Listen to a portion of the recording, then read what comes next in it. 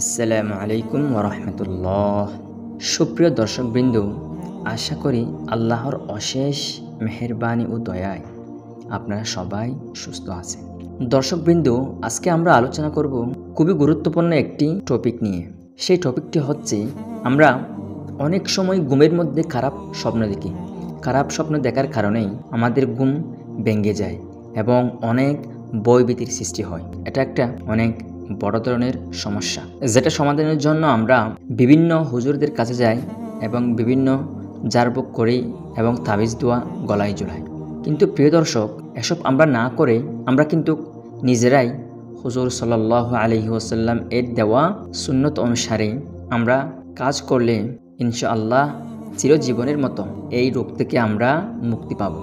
চলুন প্রিয় দর্শক, আমরা হুজুর সাল্লাল্লাহু আলাইহি ওয়াসাল্লামের বলা কাজগুলো শুনে আসি। হুজুর সাল্লাল্লাহু আলাইহি ওয়াসাল্লাম বলেন, নাম্বার 1, যখন তোমাদের মধ্যরাতে ঘুম ভেঙে যায় তখন তোমরা বাঁ দিকে 3 বার থুতু ফেলবে। 2 নম্বর, অনিষ্টতা থেকে আশ্রয় চাইবে, অর্থাৎ আউযু বিল্লাহি মিনাশ শাইতানির রাজিম, এটা 7 বার পড়বে। নাম্বার 3, দুঃস্বপ্নের কথা কারো কাছে প্রকাশ করবে না। নাম্বার 4, ঘুম থেকে উঠে নামাজ আদায় করবে। নাম্বার 5, ফাঁস ফিরিয়ে ঘুমিয়ে যাবে অথবা জায়গা পরিবর্তন করবে। নাম্বার 6, দুঃস্বপ্ন দেখার পর কোনো রকম ঘাবড়াবে না। একবার সূরা কাফিরুন এবং 3 বার সূরা ইখলাস এবং একবার সূরা ফালাক এবং একবার সূরা নাস পড়ে তোমার বুকের মধ্যে 3টা ফুঁক দেবে। ইনশাআল্লাহ এই করণীয়টা করলে তোমার বাকি ঘুমের মধ্যে সমস্যা হবে না।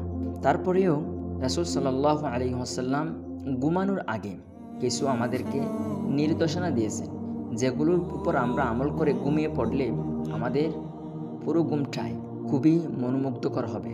কোনো রকম স্বপ্নই আপনি দেখবেন না।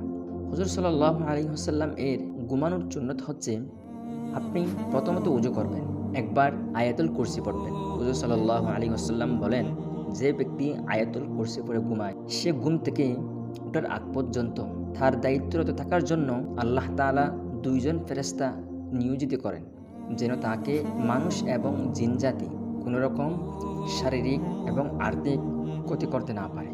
সুবহানাল্লাহ। আয়াতুল কুরসি পড়ার পর আপনি একবার সূরা কাফিরুন, সূরা ইখলাস, একবার সূরা ফালাক এবং একবার সূরা নাস পড়ে 2 হাত জড়ো করে, যেরকম জড়ো আমরা মুনাজাত করার সময় করে থাকি, ওই রকম 2 হাত জড়ো করে হাতের মধ্যে ফু দিয়ে মাথা থেকে পা পর্যন্ত পুরো শরীর একবার মাসেহ করে নেওয়া।